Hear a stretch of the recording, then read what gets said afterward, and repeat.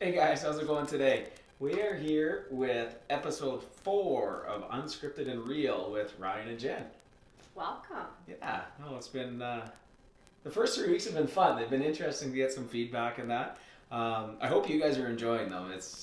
We'd love to hear some comments, some more questions and stuff from you guys. But I think it's been fun so far. Yeah, for sure. And like Ryan said, if there's things that you're wanting us to touch on or topics to talk about, that's kind of why we're here. And yes, some of the questions are still about diapers.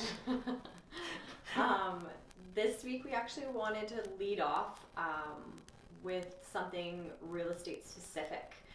I was out with some buyers this weekend, and just a response to a couple of properties was really interesting.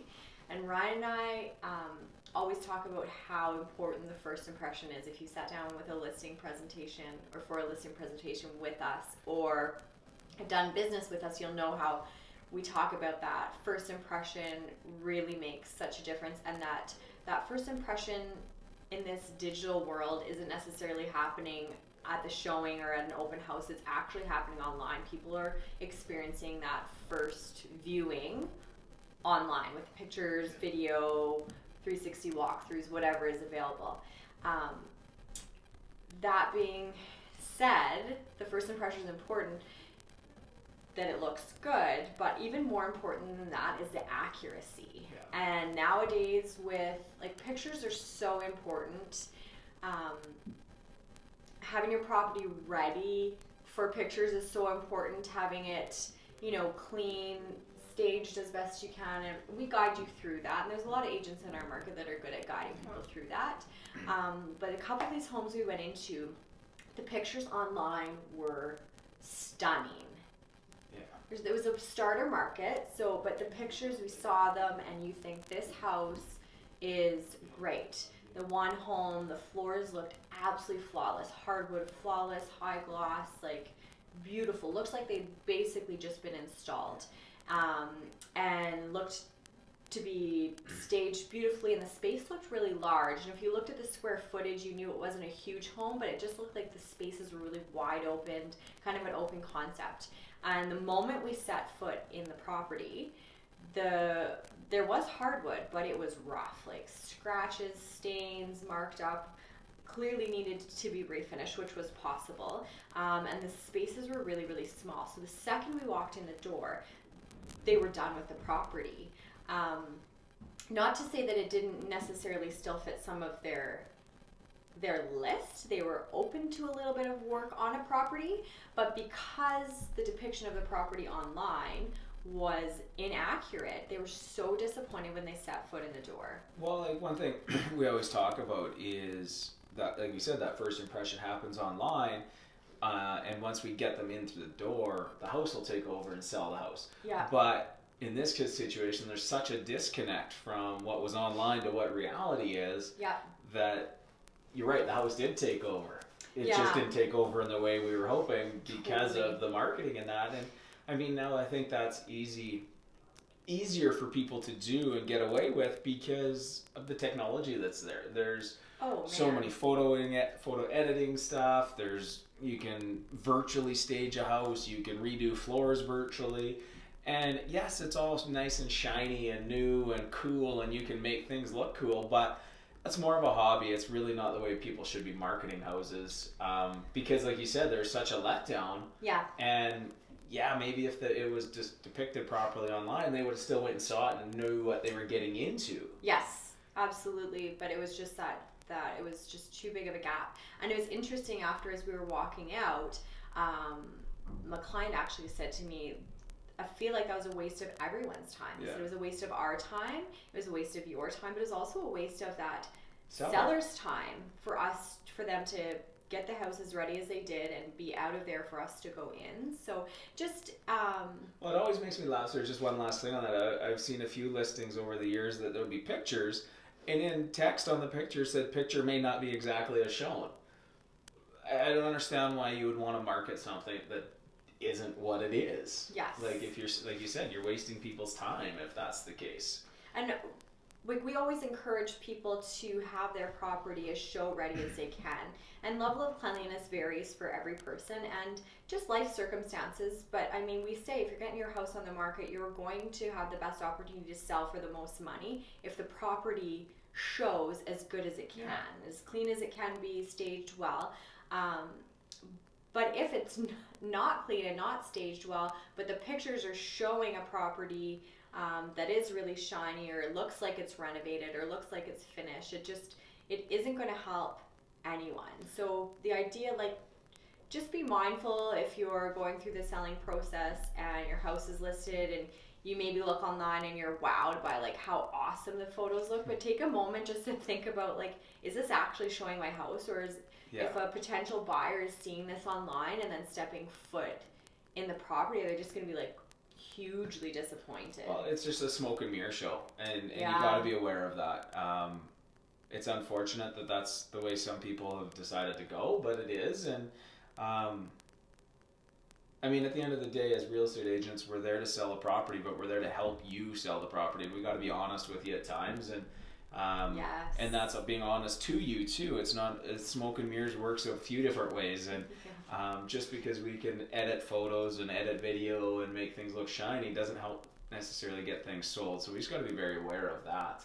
That was a first-hand experience of something being way too shiny online for what it is in real life. Yeah, and actually it's something we see more frequently now. And we actually had a phase where we were working with one photographer who was super talented, but we had to have those conversations like, your pictures are too good because they're not actually showing this property accurately. Or sometimes when you use like the fish lenses or the wide angles that are available now, like those are great and the images are stunning, and artistically what you can do with them is great, but it doesn't give that potential buyer actual accurate view of the property, and you're just going to be set up for letdown essentially. Well, exactly. I mean, that's it. Like the first impression in life happens, like the first impression is huge in life.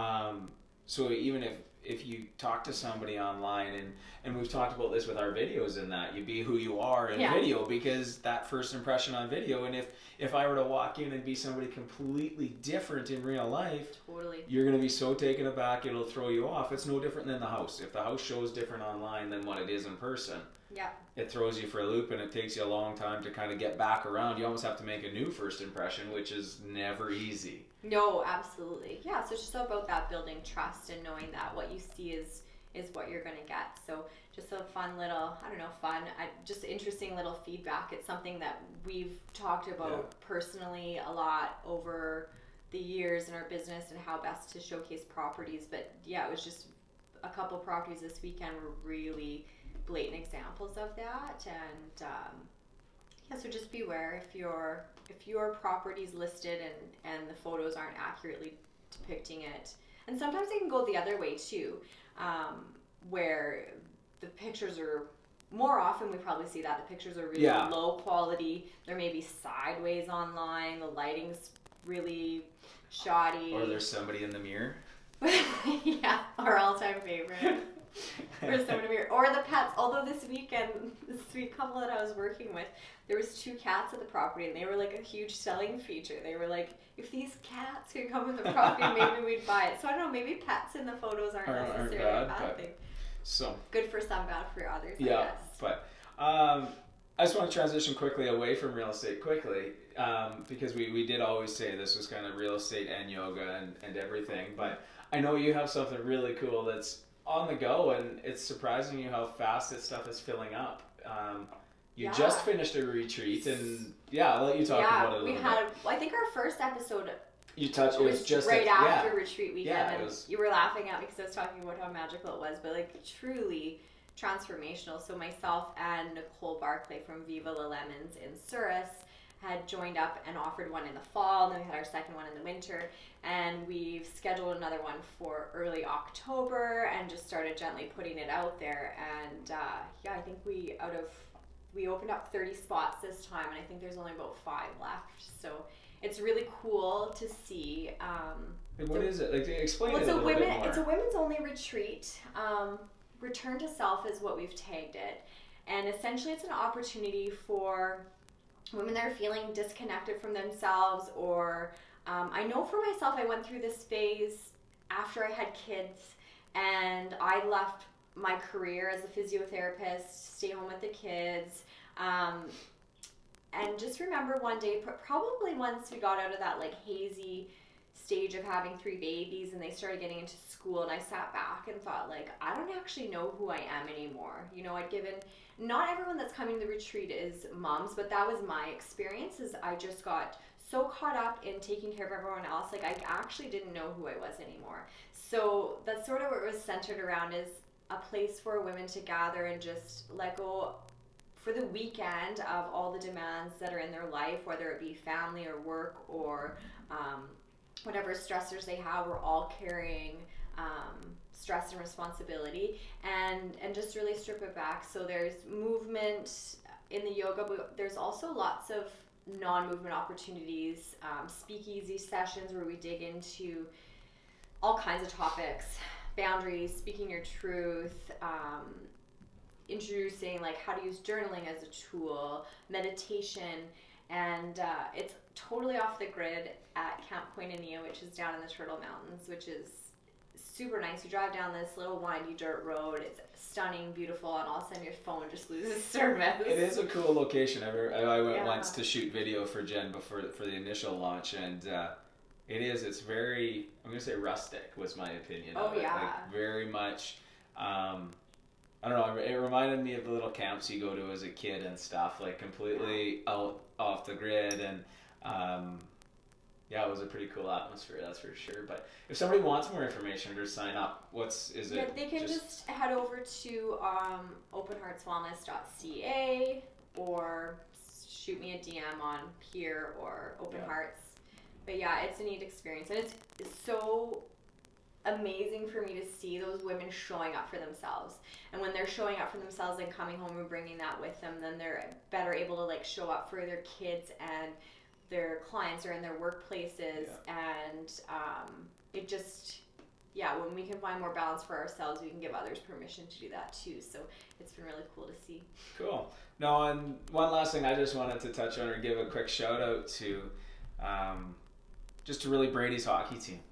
Yeah. Which is kind of cool. Their Peewee AA team just finished their regular season 25-1-1-1 and finished first in the regular season. So it was a big day yesterday for them to be able to win the 2 games this weekend and clinch first place. And as I was saying at the game to another parent, it was cool because they're 11 and 12 years old. Yeah.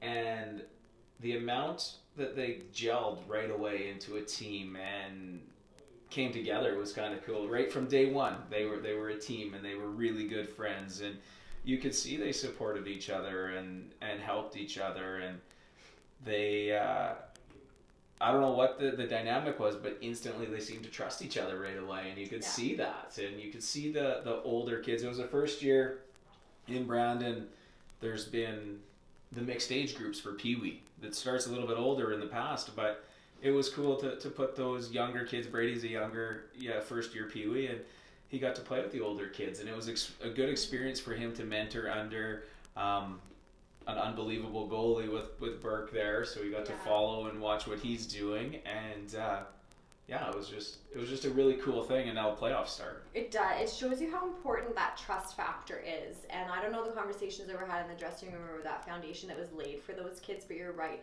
Half of these boys had played together for years, really, and they were the older age group, and most of them probably the stronger players. Yeah. And then half were younger players, first time playing in this age group. And we had conversations about that. We weren't really sure how it was going to go, and Brady's goalie partner is very talented young man and very well known for how talented he is, and we weren't sure how the team would respond to those games that Brady was in net. Would they be nervous? Would they get behind him, or would they be frustrated and everyone just want Burke in net? But it was unbelievable to see the amount of trust that those boys had in one another, the amount of trust that Burke had in Brady, the amount of trust that team had in Brady, and it just goes to show you what can happen and what can be accomplished when we can trust each other enough to get the job done, but also accept our responsibility for what our job is. Well, and I think, I mean, obviously with the other 2 boys in that, I get to see the different levels from an inside point of view, and I think the thing that is something as a parent we need to do more of, is step back and let the kids be the kids. Yeah. Because that was one thing that the coaching staff pushed right away to the parents is drop them off at the rink. Just leave them here. We have them and they'll be fine. Yeah. So I remember one of the first practices, there was 3 of us younger first-year parents standing there, and Dave came out and was like, what are you guys doing here? You can't do anything. Like, they're fine. You have to let them go. You have to relax and respect what they're going to do. And it's so true, because I mean, I dropped Brady off an hour and 45 minutes before the game and come back an hour later or an hour and a half later for the game. And I think that's the biggest thing from a parent side of things is you got to let them go. You got to stop trying to be there every second. Interfering, meddling. Yeah, that's such an interesting part too, is a trust from the parents in what the coaches are there to do for the kids. And yeah, it is interesting because we have seen in other years and other teams where there's been kind of that meddling of parents, and I really feel like it comes from a place of love. We all want what's best for our kids, but it's that kind of idea that our one kid is more important than any other kids, or their needs are more important than the other kids' needs. And it's just been really a cool year to see there's just been that trust. The kids trust one another. There's that trust in the coaching staff. And I mean, they're best friends off the ice too, it feels like too. So it kind of goes both ways. So, but yeah, no, I just wanted to say congratulations to the Peewee AA Wheatkings team Newman, because there's 2 of them. So on a great regular season. It's been fun watching them. So but as always with these, if you have questions, please let us know. If you have comments or topics you want us to cover, let us know. If you're enjoying these episodes, please subscribe to the channel so you can be notified of any future shows and any future episodes we have, because I know we enjoy doing this, but we want to make sure there's value for you guys. So and actually I have one other thing I needed to mention our last What? No, it's not a bad thing. Okay. Why are you cringing? Why aren't you trusting me? This is I am trusting you. I am letting you talk. I don't think you are. I'm not pushing stop. I got 2 messages last time after we released our beach episode that said, when are you guys starting a podcast? Which I thought was interesting. But it's one thing that we've talked about and I've been thinking about.